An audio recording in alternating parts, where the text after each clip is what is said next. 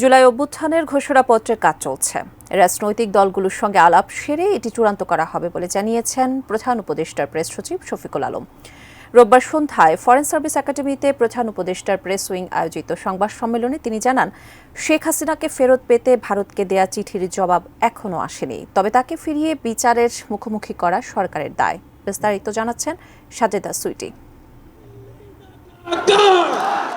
অন্তর্বর্তী সরকারের উদ্যোগে জুলাই অভ্যুত্থানের ঘোষণাপত্র কেমন হবে, কবে আসবে, এ নিয়ে অপেক্ষা ও আগ্রহ কেবল বৈষম্য বিরোধী ছাত্র আন্দোলন এবং জাতীয় নাগরিক কমিটিরই নয়, অন্য দল ও ভিন্ন মতের মানুষেরও। প্রধান উপদেষ্টার প্রেস সচিব শফিকুল আলম জানান, এ ব্যাপারে কাজ চলছে এবং সময় মতোই ঘোষণাপত্র আসবে। জুলাই ঘোষণাপত্র নিয়ে আমরা শুধুমাত্র এটা বলতে পারি, এটা নিয়ে কথাবার্তা হচ্ছে এবং এটা নিয়ে সামনে পলিটিক্যাল পার্টিগুলোর সাথেও কথাবার্তা হবে।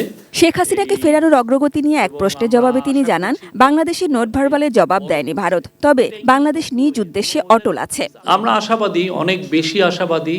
পৃথিবীতে কোনো খুনিকে আসলে সেভাবে কেউ জায়গা দিতে চায় না। হাসিনার যে হরর যে স্টোরিটা, যে সে কি ভয়ানক কাণ্ডগুলো করেছে, অনেকে আসলে ইন্ডিয়ান প্রেসের অনেকে জানতোই না। ইদানিং অনেকে লেখা শুরু করেছে, আপনি দু একটা লেখাও দেখবেন। এটা আমাদের টপ প্রায়োরিটি, তাকে ফিরে এনে আইনের সম্মুখীন করা, বিচারের সম্মুখীন করা। এটা আমাদের একটা দায়। এই জায়গাটায় কোনো এক ইঞ্চিও পিছু পাওয়া হবে না। প্রেস উইং জানায়, শেখ হাসিনার শাসনামলে গুম ও নির্যাতনের সাক্ষী আয়নাঘরগুলো পরিদর্শনের সুযোগ দেওয়া হবে সাংবাদিকদেরও। বাংলাদেশিদের জন্য ইউরোপীয় দেশের ভিসা নয়াদিল্লির বদলে অন্য দেশ থেকে দেওয়ার ব্যাপারে অগ্রগতি আছে বলে জানান তারা। ব্রেকফাস্ট, টিফিন কিংবা স্ন্যাক টাইমে মজাদার আয়োজন মানে অল টাইম ব্রেড।